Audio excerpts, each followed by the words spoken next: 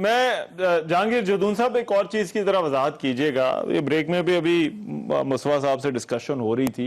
ये मामला जो है वो अब अगर वापस गया है या उसी स्टेटस पे गया है जिस स्टेटस पर जो है वो बायोमेट्रिक हो रहे थे इमरान खान साहब के, तो कल ये मैटर जो है वो फिर से chief justice Islamabad high court के सामने ही आएगा। वही देखिए तो ये जब सुप्रीम कोर्ट ऑर्डर देगी तो पता चलेगा कि अगर सुप्रीम कोर्ट ने चीफ जस्टिस की डिस्क्रेशन पे छोड़ा तो फिर तो वही डिसाइड करेंगे कौन सा बेंच बनेगा। और मतलब कानून का तकाजा भी ये है कि बेंच की इंटरफेरेंस में सुप्रीम कोर्ट को नहीं इंटरफेयर करना चाहिए, क्योंकि उन्होंने कोई ऐसा इंडिकेशन नहीं दिया कि उन्होंने कोई अदम एतमाद किया सुप्रीम कोर्ट में कि उस बेंच पे ना भेजें। तो मेरे ख्याल में अगर सुप्रीम कोर्ट जो ऑर्डर देगी तो चलेगा, लेकिन अगर सुप्रीम कोर्ट ने ऑर्डर ये दे दिया जी कि चीफ जस्टिस के अलावा किसी और बेंच को सुना जाए तो फिर तो इसमें एक और भी मसला बन जाएगा जी सुप्रीम कोर्ट ने भी चीफ जस्टिस पे अदम एतमाद कर दिए। तो लेकिन मेरे ख्याल में इस तरह नहीं होगा, कोई बेंच बनाएगा चीफ जस्टिस तो फिर, क्योंकि आज उन्होंने कोई इस तरह की डिस्प्लेयर या कोई नो कॉन्फिडेंस वैसे ये करते हैं। ये इनका ये जो पीटीआई वाले हैं जो ये समझे कि जज साहब जो है कोई ऑर्डर हमारे अगेंस्ट करने वाले ये फौरन नो कॉन्फिडेंस करते हैं। ये इनका अभी जो दूसरा जज थे, अब एक मैं आपको वैसे एडिशनल बता दूं कि 1-2 दिन का जो इनका अरेस्ट हुई है उसमें चाहे ये फायदा इनको हो गया है, तो एक तो इनकी टांग ठीक हो गई है जिसको हमने चैलेंज किया था, बल्कि मैंने किया था कि ये जो रिपोर्ट जमा कराई है जली है, और वाकई उसने साबित किया कि वो इस पर रिपोर्ट जली थी क्योंकि सरकारी हॉस्पिटल की नहीं थी। और आज टांग देखें ना आप किस तरह सीढ़ियों से सुप्रीम कोर्ट की माशाल्लाह अल्लाह उनको सेहत दे गए हैं। तो व्हील चेयर की जान छूट गई है एक तो, और दूसरा जो है इनका जो फर्द जुर्म आयद हो गया है। ये दो चीजें बड़ी मेजर डेवलपमेंट हुई हैं 1-2 दिन में, ये नहीं आप देखेंगे अदरवाइज ये। अच्छा, मैं अगला सवाल आपसे ये पूछना चाह रहा था कि ये जो तोशा खाना वाली अगर रिवर्स करने का कहा जाता है तो ये बहुत बड़ी डेवलपमेंट है तोशा खाना पर जो फर्द जुर्म आयद हुई, और इसका मतलब ये है कि अब खासा पर जो है वो केस जो है वो चलेगा। तो ये जो दरमियान में कानूनी मामलात हुए हैं ये फर्द जुर्म है तो ये भी इंटैक्ट है, इस पर कोई फर्क नहीं पड़ेगा जब अदालत ये कहती है, सुप्रीम कोर्ट ये कहती है कि मामला रिवर्स हो गया। वो फर्द जुर्म जो है वो तो उसमें हाजिरी थी, एक बंदा वहां पे मौजूद है उसकी हाजिरी लगा ली है, बल्कि कोर्ट वहां पे आपको पता है शिफ्ट होनी पड़ी है सिक्योरिटी की वजह से, क्योंकि फर्द जुर्म में तो वो अरेस्ट नहीं थे, अरेस्ट तो किसी और में थे। आप समन कोई रिसीव कराना चाहते हैं बिल्कुल फ्री जो है एक्सप्रेशन दिया कि मैं एक्सेप्ट नहीं करता, तो वो चार्ज फ्रेम हो चुका है। आप आगे ये चार्ज पे इतराज करते हैं हमने साइन नहीं किया ये नहीं किया, फिर वो मेरिट की बातें हैं, ये they have the option too. देखो उस जज पे इन्होंने ना अदम एतमाद कर दिए, कहते हैं जी आप चार्ज ना फ्रेम करें। मैंने कहा जो ये देखें आप सबसे पहले तो उन्होंने कहा था कि, और मैंने ये क्वेश्चन वहां पे सुप्रीम कोर्ट में उठाया कि एक्यूज को भी कोऑपरेट करना चाहिए स्टेट के साथ, चाहे केस गलत है या सही है। वो ये सारे आपके सामने मुस्तफा नवाज साहब बैठे हुए, इनके खिलाफ भी कुछ झूठे केस उन्होंने अपने आप को किस तरह छोड़ाया हुआ। तो इस तरह जितने पोलिटिकल लीडर हैं उनके खिलाफ जो केस होते हैं उनको फेस करते हैं, बड़ी दिलेरी से बड़ी बहादुरी से फेस करते हैं। आज जितने जेलों में आप बंदे आपने अभी एट द मोमेंट है, क्या सारे केस उनके खिलाफ सच्चे होंगे? कई बरी होंगे, कई सुप्रीम कोर्ट में 20 साल के बाद बरी हो जाते हैं।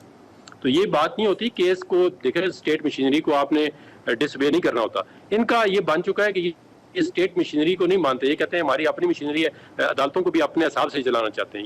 ये एक मतलब है वो डिफेक्टिव बात ये है, क्योंकि देखिए ना एक कर्सरी स्टेटमेंट आपने रिकॉर्ड करनी है, एक इलेक्शन कमीशन से केस आया हुआ है, मैं उस मेरिट पे बात नहीं करता कि केस ठीक है या गलत है, तो उस अदालत के साथ कोऑपरेट ही नहीं करते। अब ऐसा कोई है इनके साथ में सिलेक्टिव, इनको प्रायोरिटी दी गई हर अदालत में। लेकिन अब वो तोशा खाना वाले में तो अब आपका ये कहना है कि उनके पास अब ये ऑप्शन नहीं रही, अब तो खैर वो ट्रायल की तरफ मामला आ जाएंगे। लेकिन मुस्तफा नवाज साहब, ये गवर्नमेंट का ये मौकफ लेना कि जब हम थे हमारे साथ ये सलूक हुआ और हम पर ये सख्तियां हुई, लेकिन खान साहब के साथ जो है वो मामला नहीं हो रहा जो हमारे साथ हुआ, क्या ये अब मौजूदा हालात में गवर्नमेंट का ये बात करना बनता है? देखिए, इसमें कोई शक नहीं है कि जिस वक्त मौजूदा हुकूमत अपोजिशन में थी तो इनके साथ जब ये हिरासत में थे तो बहुत बुरा सलूक किया गया अथॉरिटीज की जानिब से, और फिर अदालतों से जो रिलीफ था वो बड़ी देर से जाकर मिला, फौरन रिलीफ नहीं मिला। इमरान खान साहब ऑन रिकॉर्ड है, उन्होंने शायद अमेरिका में थे तो वहां पर उन्होंने तकरीर की जिसमें उन्होंने कहा कि मैं फलाने की जेल से एसी उतार लूंगा तो फलाने की जेल से ये कर लूंगा।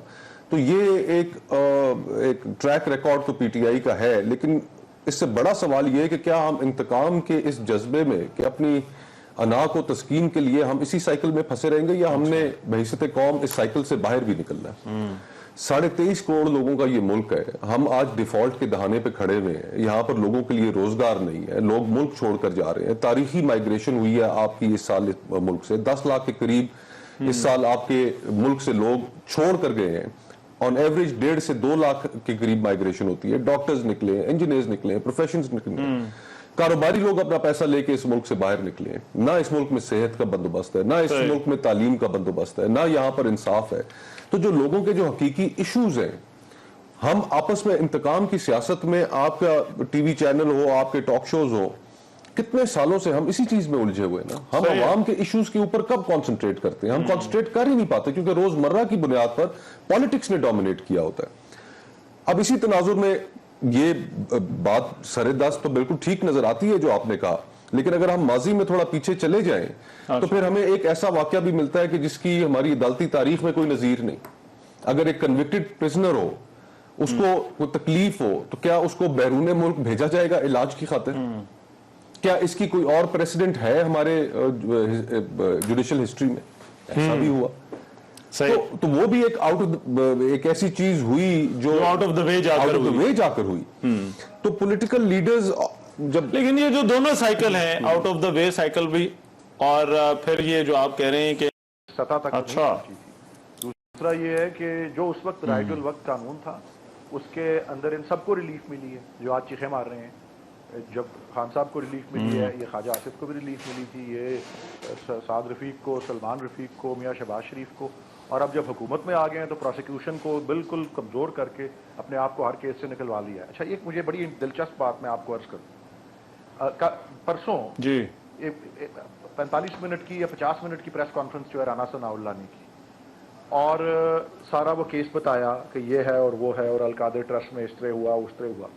भाई आप कह रहे हो कि नैब का एक आज़ाद इदारा है, उसका हुकूमत से कोई ताल्लुक नहीं है, तो इतनी लंबी प्रेस कॉन्फ्रेंस क्यों कर रहे हो जस्टिफाई करने के लिए अरेस्ट को? फिर आज चीखें मार रही हैं मरियम औरंगजेब।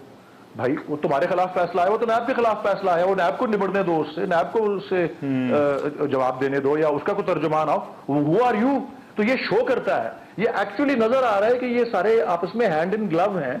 और भले सुप्रीम कोर्ट ने फैसला एक हमारे दौर में दिया था, लेकिन उसमें जो कहा था वो यही था कि ये नैब जो है, ये पॉलिटिकल इंजीनियरिंग के अल्फाज जो है ये justice Maqbool Baqar of the supreme court ने इस्तेमाल किए थे, और यही कहा था कि ये दहाइयों से इस तरह ही होता आ रहा है। और अगर उसके आप रूट्स पे जाएं तो ये अनफॉर्चुनेटली एक इदारा जो है 1999 में जनरल मुशर्रफ ने कहा, और उनकी प्रेस कॉन्फ्रेंस मुझे याद है कि we are going to nab everyone, और आए बड़े दंदनाते हुए कि जी मैं सबको सीधा करूंगा, और एक एक करके उन लोगों को, चोरों को, डाकुओं को, जो खुद जिसको वो चोर डाकू कहते थे, उनको इसको एक औजार बनाकर, टूल बनाकर आहिस्ता आहिस्ता आहिस्ता अपने साथ मिलाया।